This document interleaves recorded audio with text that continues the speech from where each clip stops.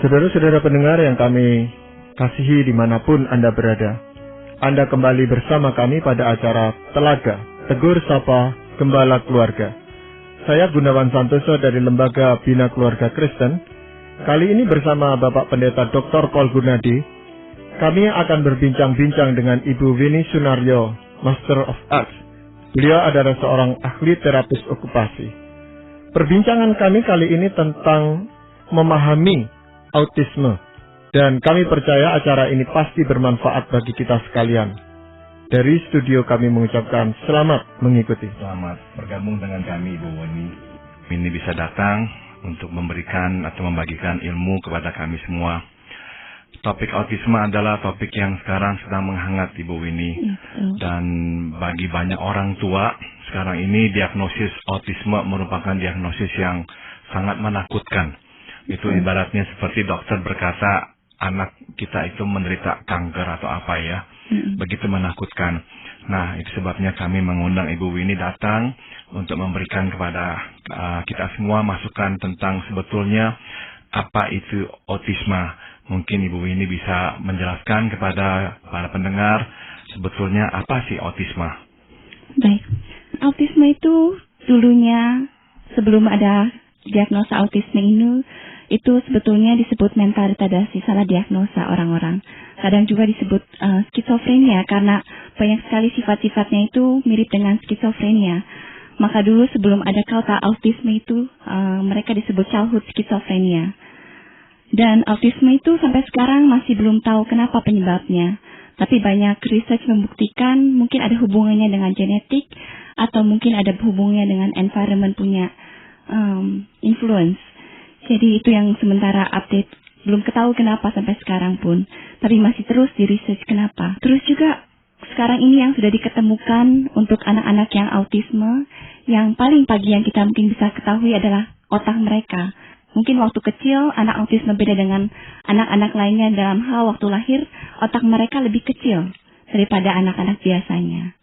Jadi memang ada juga kelainan pada otak itu sendiri ya. Ada kelainan dalam otak. Meskipun juga mungkin ada pengaruh lingkungan, namun yang jelas secara biologis ada ya perbedaannya.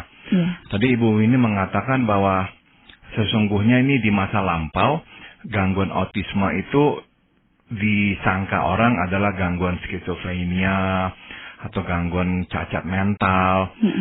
Tapi akhir-akhir ini dengan berkembangnya diagnosis yang lebih tepat, akhirnya dipisahkan menjadi sebuah diagnosis tersendiri ya. Dengan kata lain, Ibu mau mengatakan bahwa mungkin sekali autisme itu sebetulnya dari dulu sudah ada, tapi belum dikenali ya. Betul, ya. Jadi sekaranglah baru akhirnya dikenali sebagai sebuah gangguan. Iya. Ibu bisa jelaskan mengapa begitu menakutkan ya diagnosis autisme ini jikalau anak kita itu dikatakan ya autistik?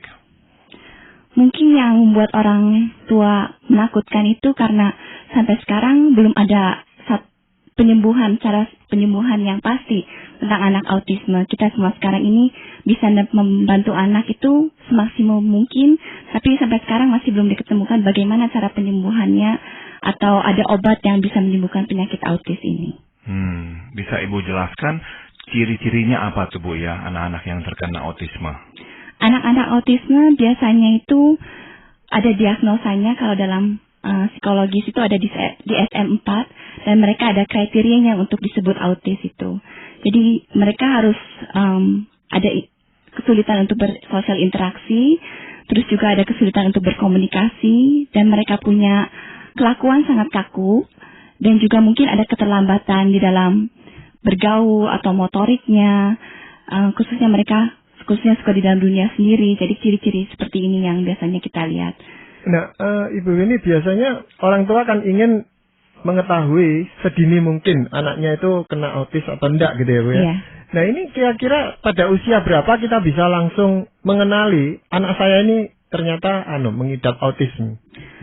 Sekarang ini diketemukan ada 2 tipe autis. Jadi mungkin ada yang dari kecil mungkin kita udah bisa lihat dari mungkin berumur 3 bulan, 4 bulan, 6 bulan karena waktu kita ajak mereka main, mereka tidak bisa bermain dengan ibunya atau dengan siapa. Tapi ada juga yang tidak bisa diketahui sampai paling telat mungkin lebih dari 2 tahun ya. Jadi baru kelihatan 3 tahunan seperti itu baru ketahuan kalau anak itu ada autis. Nah itu kenapa Bu kok bisa lama tidak ketahuan itu? Apakah karena tingkat autismenya itu tidak terlalu parah atau bagaimana? Enggak juga, ada memang tingkat autis ada berbeda-beda ya. Ada yang high, ada juga ada yang low. Cuman memang sekarang ini diketemukan ada 2 tipe. Jadi yang satu regresif. Jadi terlambat kita baru ketahuan. Jadi waktu bayinya itu normal. Tapi udah sampai 2 tahun baru ketahuan, oh anak ini ternyata ada autis. Oke.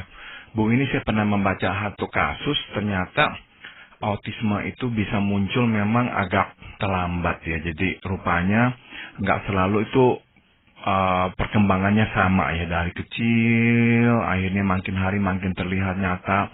Pernah saya membaca satu kasus di mana anak itu relatif sehat ya, bertumbuh sama seperti anak-anak lain, sampai usia sekitar 3-4 tahun, tiba-tiba mengalami kemunduran ya. Tidak lagi mau bermain, mengurung diri, main sendiri. Nah, apakah hal seperti itu juga memang cukup umum, Bu ini? Iya, ada seperti itu juga yang tadi saya katakan regresif itu. Jadi waktu umur 3-4 tahun baru ketahuan kalau anak itu ada autis. Tapi sebelum-sebelumnya mereka normal. Itu ada kemungkinan. Jadi ini yang mungkin memang akan sangat menakutkan orang tua ya. Sebab awalnya orang tua beranggapan anaknya sehat, tidak ada apa-apa. Tahu-tahu udah umur 3-4 tahun mengalami kemunduran, tidak mau bergaul. Wah, mereka pasti akan sangat shock sekali, Bu Winnie. Bu Winnie bisa tolong jelaskan dengan lebih mendetail ya. Tadi Bu Winnie berkata ada kesulitan anak-anak autisme ini nih dalam bergaul ya, bersosialisasi. Separah apakah itu kesulitan mereka? Kesulitan untuk bersosialisasi ini adalah satu yang paling problematik di dalam anak autis. Jadi dalam autisme,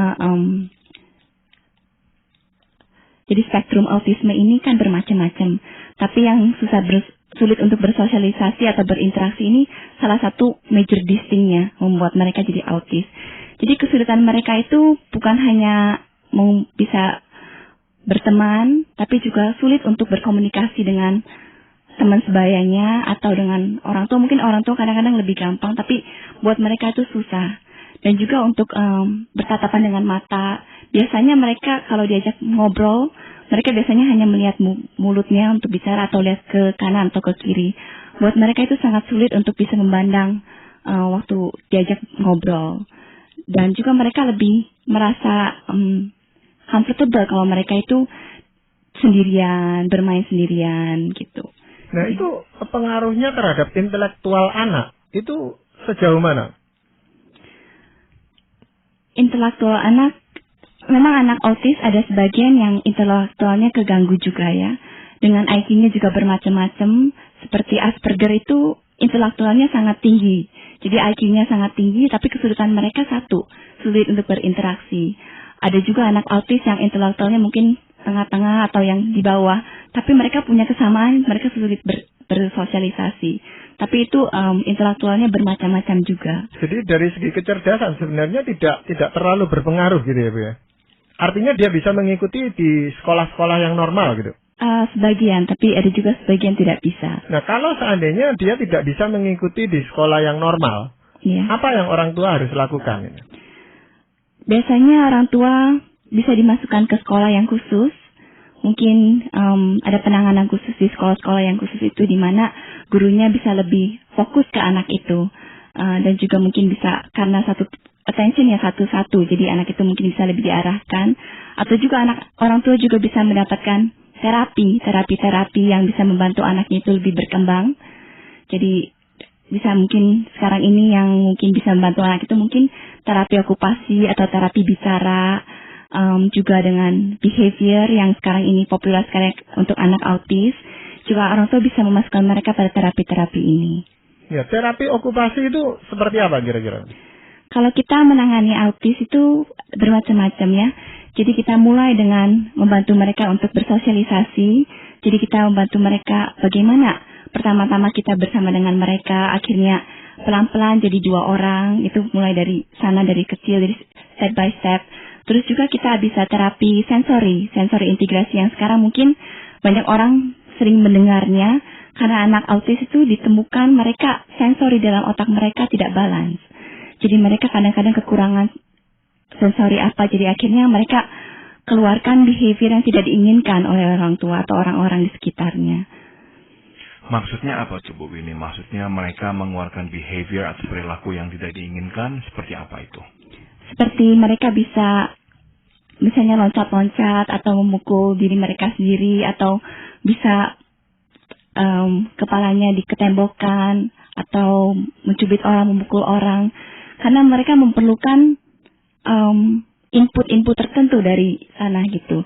Misalnya mereka menabrakkan kepala kepada tembok, mungkin mereka perlu satu sensori yang buat mereka calming atau gimana, jadi pressure buat mereka, touch pressure, kayak seperti orang dihak gitu.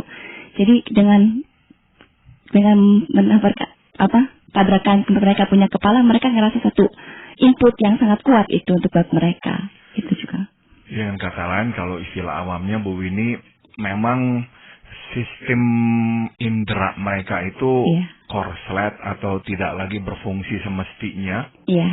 Sehingga kalau orang lain misalkan sedang merasa stres, ya dia hanya memerlukan misalkan duduk, menenangkan diri, atau dia curhat.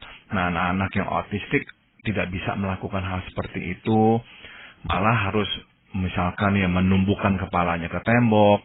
Sebab dengan dia menumbuhkan kepalanya ke tembok, buat dia itu adalah salah satu cara untuk menenangkan diri. Apakah seperti itu Bu Winnie? Ya, ada kompensasinya, jadinya mereka mencari, mungkin mereka tidak tahu cara yang safe-nya gimana, akhirnya mereka melakukan sesuatu yang buat kita itu tidak aman. Tapi sebetulnya mereka sedang kompensasi bagaimana caranya. Maka itu gimana kita sebagai terapi okupasi membantu mereka untuk menyalurkan sensori-sensori itu secara aman juga. Dan kalau tidak memang bisa juga membahayakan mereka ya. Iya. Ibu ini juga saya dengar itu anak-anak yang autistik seringkali melakukan perilaku-perilaku yang berulang ya, atau yang repetitif gitu ya. Bisa berikan contoh tuh Bu Winnie, seperti apa tuh? Kayak yang kaku itu mereka seperti mau membariskan sesuatu. Misalnya ada lihat sepatu di mana-mana, mereka akan bariskan sepatu itu dengan rapi. Atau misalnya mereka suka makanan tertentu, kalau diberikan makanan yang lain, mereka tidak mau. Ataupun makanan yang sama dengan package yang lain pun mereka juga tidak mau. Pokoknya mereka hanya ingin makanan-makanan seperti itu dan dengan package seperti itu dan dengan brand seperti itu. Jadi mereka sangat kaku dalam seperti itu. Itu juga karena ada masalah dalam otaknya. Jadi itu berhubungan di dalam otak, sehingga di dalam otak itu nggak ada sinkronisasi. Jadi dalam daerah otak itu mereka mengerjakan masing-masing. Ya, Ibu ini kalau orang tua yang memiliki anak pengidap autis gitu ya Bu ya, itu apa yang Ibu bisa sarankan kepada orang tua untuk hal-hal apa yang perlu dilakukan oleh orang tua itu sendiri gitu loh Bu? Untuk masalah kaku ini. Menghadapi anaknya ini kan berbeda dengan anak-anak yang lain mungkin ya. Nah ini apa yang Bu Winnie bisa sarankan untuk orang tuanya? Orang tuanya saya akan sarankan untuk sayangilah mereka dan memberikan attention mereka kepada anaknya. Memang sulit kadang-kadang untuk orang tua tuh menyayangi anak yang seperti itu, karena kok anak saya berbeda dengan anak yang lain. Tapi sebetulnya anak autis itu mereka punya perasaan juga. Jadi perasaan mereka sangat kuat dan mereka tahu kalau orang tuanya menyayangi. Saya biasanya melihat dengan attention yang orang tua berikan kepada anak itu, biasanya anak itu lebih baiknya akan lebih cepat gitu. Dengan dibantu juga di rumah, mungkin bisa dikasih PR untuk apa yang harus mereka lakukan tergantung dengan kebutuhan anak itu, dan biasanya itu akan lebih baik untuk anaknya sendiri. Dan itu biasanya di bawah bimbingan terapisnya gitu? Di bawah terapisnya juga. Nah, sekarang kalau dengan saudara-saudaranya Bu, ini bagaimana orang tua harus bersikap ini supaya saudara-saudaranya juga tidak canggung menghadapi kakaknya atau adiknya yang autis ini gitu Bu? Kita sebagai orang tua memang sulit kalau mempunyai anak autis, karena itu salah satu dinamika di dalam keluarga ya. Jadinya ada baiknya kalau misalnya adiknya atau kakaknya mungkin yang bisa mengerti tentang kondisi adiknya itu dikasih tahu oleh orang tuanya dulu. Terus juga mungkin bisa waktu ajak main, kita bisa jelaskan kita harus bermain bersama-sama. Itu juga satu role dari terapi okupasi, kita membawa kakaknya, adiknya, saudara-saudara untuk bermain bersama. Karena kita temukan kalau kakaknya sendiri bisa membantu adiknya untuk bermain adalah itu the best teacher. Jadinya guru yang paling baik untuk kakak-kakak adiknya untuk bisa bermain. Jadi sementara mamahnya bisa bermain dengan anak-anaknya, tapi kakaknya juga bisa mengerti bagaimana gitu kondisi adiknya atau seperti itu. Jadi sebagai orang tua, kita memang harus justru yang mendorong anak-anak yang lain untuk bermain dengan anak yang autistik ya Bu ya. Meskipun mungkin sekali ya ada kecenderungan kakak adiknya mau menghindar ya dari dia ya. Karena mungkin aneh mempunyai adik seperti itu, saya tidak mau main dengan mereka. Betul. Tapi itu orang tua yang harus menjelaskan karena kita dilahirkan unik. Setiap orang unik jadinya bagaimana?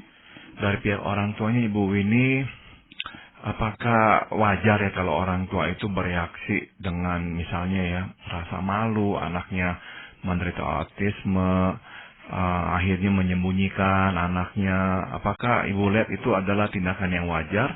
Atau apa tuh yang Ibu akan katakan kepada orang tua yang merasa malu seperti itu? Memang orang tua banyak yang malu kalau anaknya dilihat orang lain seperti itu ya. Tapi saya akan tekankan setiap anak itu unik. Dan setiap anak itu dilahirkan memang ada rencana Tuhan sendiri. Anak itu mungkin nanti kita tidak tanpa sadar, anak itu mungkin dipakai Tuhan untuk pekerjaan sesuatu seperti saya ada teman juga yang dulunya autis sampai sekarang akhirnya menjadi hamba Tuhan. Jadi saya melihat Tuhan bisa pakai setiap dari anak-anaknya yang mungkin orang tua tidak pernah tahu gitu. Jadi saya akan menyarankan orang tua itu untuk jangan menumputkan anaknya, menyembunyikan anaknya. Biarlah anak itu bisa berkembang segimana memang anak itu bisa berkembang. Membantu anak itu bisa berkembang. Jadi Ibu ini cukup optimistik bahwa anak-anak autistik kalau ditangani dengan tepat pada usia yang dini, maka kesempatannya berubah atau sembuh itu cukup besar Bu ya? Mungkin sembuh total enggak, tapi mungkin akan lebih baik buat mereka. Jadi kita dari kecil mungkin mereka bisa diarahkan ke tempat di mana mereka mungkin bisa lebih berkembang jadinya. Akan lebih baik kita sebagai mediator jembatan untuk bantu mereka. Kalau Ibu bisa berikan satu atau dua langkah pendekatan yang Ibu akan lakukan ya kepada anak autistik, konkretnya apa tuh Bu yang Ibu akan langsung fokuskan? Yang saya akan fokuskan yaitu komunikasi. Jadi itu artinya Ibu mengajarnya untuk berbicara atau apa tuh Bu? Komunikasi kan bisa bermacam-macam. Karena anak autis itu mungkin sulit sekali untuk verbalnya, karena dalam otaknya memang ada sesuatu sulit di dalam otaknya. Tapi saya akan gimana memakai strategi anak itu supaya bisa berkomunikasi dengan orang tua. Jadi mau memakai visual strategi dengan gambar atau dengan sign, supaya anak itu juga, anak orang tua juga bisa tahu sebetulnya anak ini maunya apa gitu. Jadi relasi itu ditumbuhkan melalui komunikasi itu. Dengan kata lain Ibu mau meluaskan metode cara-cara komunikasi si anak itu ya. Karena memang Ibu mengakui adanya masalah dalam komunikasi verbal itu ya. Nah ini di dalam penanganannya biasanya kepada anak itu diberikan obat-obatan tertentu atau enggak? Anak autis kadang-kadang diberikan obat, tapi jarang sekali. Maksudnya kadang dokter memberikan obat karena mereka mungkin ada ADHD atau apa untuk supaya tidak terlalu aktif juga. Tapi sekarang ini yang paling dikatakan mungkin bisa berguna untuk anak autis itu mungkin multimodal punya approach ya. Jadi tidak hanya obat tapi segala macam terapi juga bisa membantu anak itu. Nah itu kalau intensif pengobatannya biasanya butuh waktu berapa lama? Rata-ratanya aja? Itu tergantung anak masing-masingnya. Saya juga nggak bisa katakan berapa lama terapi baru bisa akan lebih baik, karena ada sebagian anak yang mungkin cepat, ada sebagian anak yang udah lama terapi tapi masih kelihatannya kok lambat sekali itunya. Betul. Yang paling lama yang Ibu pernah ketahui gitu sampai berapa lama? Yang saya pernah tangani umur 12 tahun ya. Dan dia kelihatan mulai membaik itu setelah umur berapa? Karena dia mulainya juga telat, jadinya kira-kira 4 tahun, 5 tahun seperti itu. Iya. Apakah ada olahraga tertentu yang harus dihindari oleh anak autis ini, Bu? Tidak, Sebaliknya saya akan menganjurkan untuk anak-anak mereka diizinkan untuk lebih main di luar daripada mereka diam di rumah. Karena tadi saya sudah ngomong, karena mereka punya sensori kurang balance, jadinya ada baiknya untuk mereka mengikut dalam hiking atau berenang,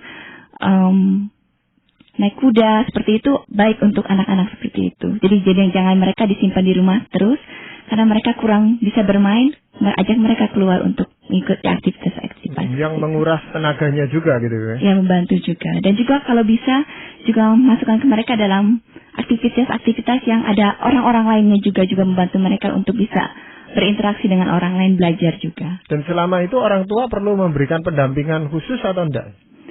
Tergantung situasi anaknya. Mungkin pertama-tamanya perlu didampingi, lama-lama mungkin kalau anaknya itu udah terbiasa, mungkin kita bisa lepas pelan-pelan. Apakah ada anak autis itu yang suka merusak itu? Oh, banyak sekali. Ya. Maksudnya apa yang dirusak itu? Barang-barang yang di rumah gitu? Iya, banyak. Mungkin mereka bisa lempar barang atau memecahkan sesuatu. Itu memang banyak anak autis ya. Makanya itu dibutuhkan untuk sesuatu behavior, namanya behavior terapi. Jadi di mana anak itu kita membuat struktur itu khusus untuk anak itu dan belajar dengan behavior yang tidak baik untuk mereka juga. Kalau makanan gimana Bu ini? Perlu nggak ada diet tertentu? Memang sekarang banyak sekali dibicarakan tentang diet, khususnya diet casein, gluten, itu banyak sekali ya. Tapi kalau sekarang ini belum ada evidence yang pasti kalau dengan diet itu anak itu akan sembuh. Memang kita harus perhatikan sekali dengan alergi mereka. Kalau memang mereka alergi dengan susu, khususnya dengan intestin mereka, kita perlu perhatikan.